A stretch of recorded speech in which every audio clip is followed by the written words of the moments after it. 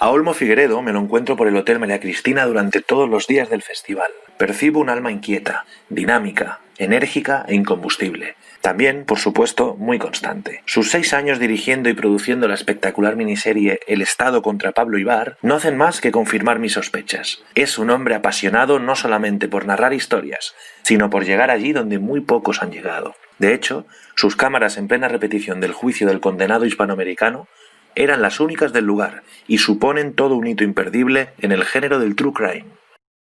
Bueno, en primer lugar es algo muy personal. Eso desde luego sí te lo puedo decir, que ha sido el trabajo más difícil de toda mi carrera.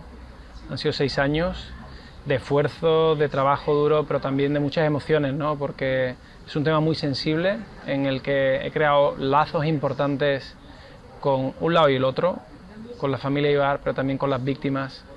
Y ha sido claramente muy duro, pero es verdad que estoy muy satisfecho, estoy muy contento con esta serie, con los 6 capítulos. Hemos podido cocerlo a fuego lento, que yo creo que era importante. El formato largo de serie, mucha gente que se pregunta, dice, pero si ya está todo dicho de Pablo, ¿no?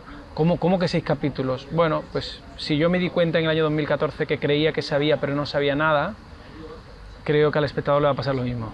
Claro, siempre hemos concebido el Estado como Pablo Ibar como un true crime, pero un true crime judicial. Es decir, para mí era fundamental que el espectador se convirtiera en un jurado más de esos 12 hombres y mujeres que han estado en el juicio de Pablo, y que durante 6 capítulos pudiesen escuchar las tesis, los argumentos de la defensa y la familia Ibar, pero también por otro lado de la fiscalía, la policía y las víctimas, y que al final de los 6 capítulos pues, cada uno tome sus propias conclusiones, porque, bueno, como tú habrás podido ver, nosotros no tomamos partido, realmente exponemos hechos de una forma lo más objetiva posible, intentando darle voz a todas las partes y intentando obviamente que se genere debate en casa, ¿no? Con Cándido, ¿no? Bueno, Cándido, sí, yo amo a Cándido, o sea, creo que tengo una admiración total por lo que ha hecho. Yo creo que como padre que soy, me identifico mucho con él y con la lucha que ha tenido por estar durante un cuarto de siglo intentando sacar a su hijo libre de la cárcel. No ha podido conseguirlo, no ha podido celebrar la libertad, pero sí ha podido celebrar la vida de su hijo, con lo cual creo que tiene que estar orgulloso de lo que ha hecho. Pero claro, a la vez, alrededor de la familia Urtain ha habido siempre esto que llaman, ¿no? De la familia, de la maldición de los Urtain, ¿no? Ha sido una historia como de muy mala suerte, que afectó al padre de Cándido, que afectó al tío de Pablo, porque su tío era el famoso boxeador Urtain, y luego pues a todo este historial, ¿no? Con tantos altibajos, con tantas idas y venidas del caso de Pablo.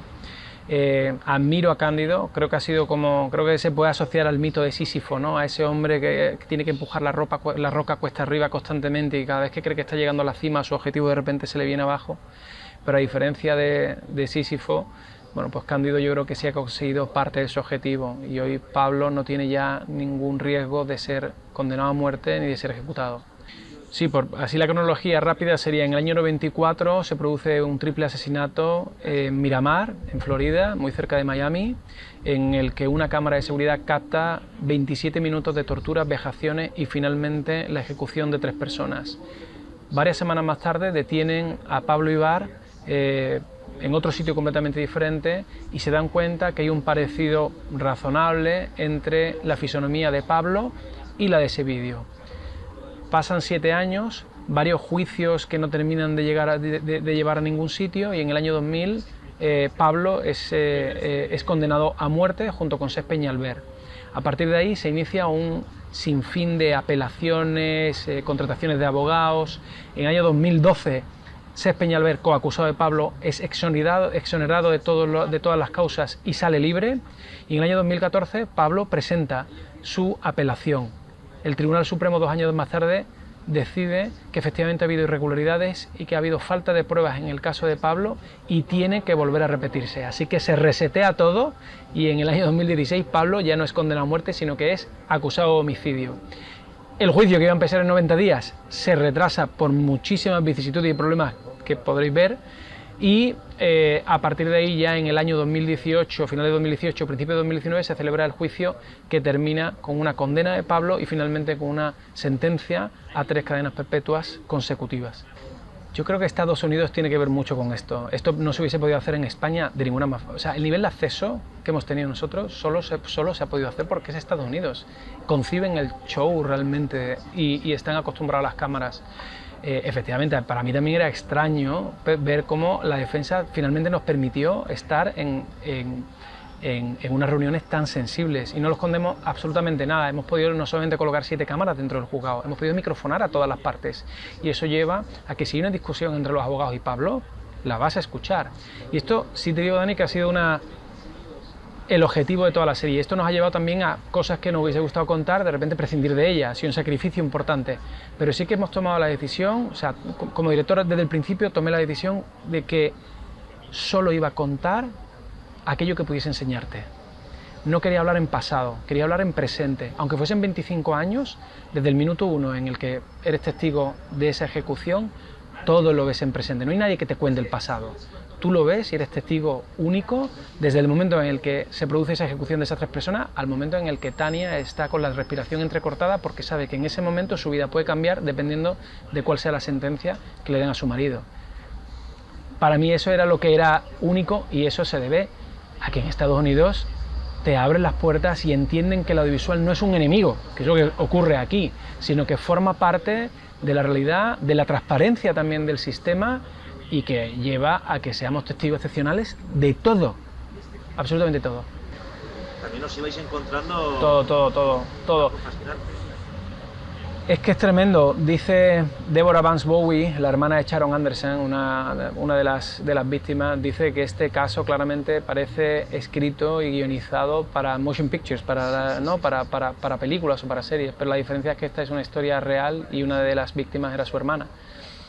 Pero es que es increíble, o sea, es verdad que como yo soy productor y director, mi yo productor se ha cagado en todo cada vez que ha habido todas estas vicisitudes que lo que han hecho es alargar tantísimo el proceso, igual que la familia. Para la familia ha sido muy desagradable todo lo que han vivido, porque obviamente uno quiere la respuesta y la quiere pronto. Y para Pablo ha sido muy difícil esperar. Es muy lenta la justicia y más cuando pasan ese tipo de cosas de las que tú estás hablando, ¿no? Pero bueno, la realidad es que yo siempre defino esta serie como surrealista. Creo que todo ha sido como surrealista. El mero hecho de que empieces una historia siendo un true crime puro y termine en un melodrama, en el que de repente escuchamos cómo un testigo lee una carta de amor y ese es el hecho que puede ayudar porque estás no apelando a la verdad, a las evidencias, sino a las emociones, te choca dentro de nuestra mente judicial, española, europea, pero ese show, ese teatro, yo creo que se ve muy bien, como todo es una puesta en escena, es una partida de tenis en la que están tirando todo el tiempo adelante y atrás y en el que efectivamente pues nos hemos encontrado con elementos lo suficientemente interesantes como para introducirlos dramáticamente y que te mantenga al borde de un ataque de nervios. Para Pablo ha sido duro, porque Pablo es una persona que lleva lleva ya ahora 26 años encerrado en la cárcel. Es una persona que duda de todo el mundo y ganarse su confianza ha sido muy difícil. No solo al final, realmente yo puedo decir que de quien nos hemos ganado la confianza es de Cándido, de Tania, de Michael, de su familia, pero para él es difícil, está en un entorno hostil y la comunicación que tenía con nosotros siempre era con más gente. Si hablas con él, hay un oficial, o está el juez, o están los abogados. No tienes una comunicación directa con él. Luego él ha tenido obviamente dudas de por qué estábamos haciendo lo que estábamos haciendo. A la vez que él nos viera hablar con las víctimas en el propio juicio, saludarlas efusivamente, igual que saludamos efusivamente a Tania, a los fiscales o a los abogados, le generaba muchas dudas. Para él ha sido muy difícil. También tengo que decirte una cosa, no es una serie sobre Pablo Ibar. El que vaya pensando que esto es una serie de Pablo Ibar y que Pablo va a estar hablando todo el tiempo, se va a llevar una decepción tremenda, porque Pablo no habla. Prácticamente no habla, lo escuchas, pero prácticamente no habla, porque a mí no me interesaba centrarme en su punto de vista, a mí me interesaba centrarme en toda esa gente que ha vivido alrededor de Pablo, sufriendo un calvario enorme de esta odisea judicial de 25 años, que se ha visto atrapado injustamente e indirectamente, y precisamente por eso, pues de las 53 personas que hemos entrevistado, de las más de 100 y pico entrevistas que hemos hecho a lo largo de estos 6 años, la última, en febrero de este año, fue la de Pablo. La última. Es que ¿sabes lo que pasa? Es que si lo focalizas en Pablo, estás hablando de su verdad. Y claro, tenemos que suponer, le están acusando de que él es el verdugo de esas personas. Si él no puede hablar, si las víctimas no pueden hablar, tampoco puede hablar quien está siendo acusado. Entonces, ha sido duro, ha sido difícil, porque obviamente hubiese sido muy rico y hubiese sido también, debo decirlo, más sencillo, más fácil de hacerlo. Pero creo que si queríamos balancear y queríamos... Mira, la realidad es, Pablo no ha hablado, no ha testificado en este juicio. Es una cosa, de hecho, que se debate. Y como director, mi intención ha sido comportarme directamente como el juez de un caso en el que yo no intervengo, yo no decido si es culpable o no, yo no decido su sentencia, es el jurado, el espectador, el que tendrá que decidir, pero sí que de alguna forma lo organizo y marco quién interviene y quién no interviene. Y para mí era fundamental que ambas tesis, ambos lados, tuviesen la misma cantidad de minutos de intervención, etc. Con Pablo se descompensaba todo. Ha sido muy difícil. Bueno, nosotros hablamos de un juez, pero ha habido 4 jueces realmente, hasta llegar al último.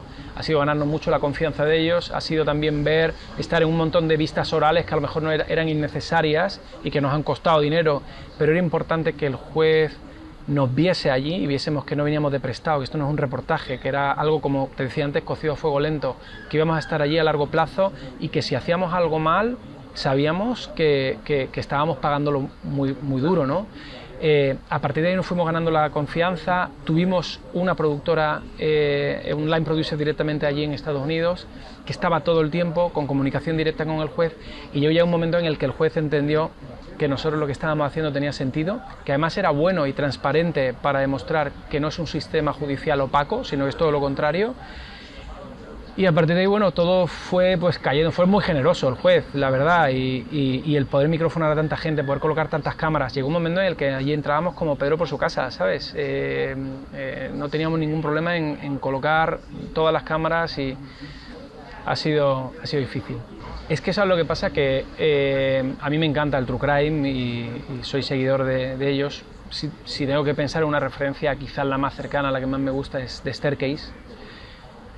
Pero sí que tengo que decirte que creo que esta serie está más cerca de 12 hombres sin piedad de Sidney Lumet que a lo mejor de The Jinx o Making a Murderer, porque en 12 hombres sin piedad precisamente el tema no es la verdad.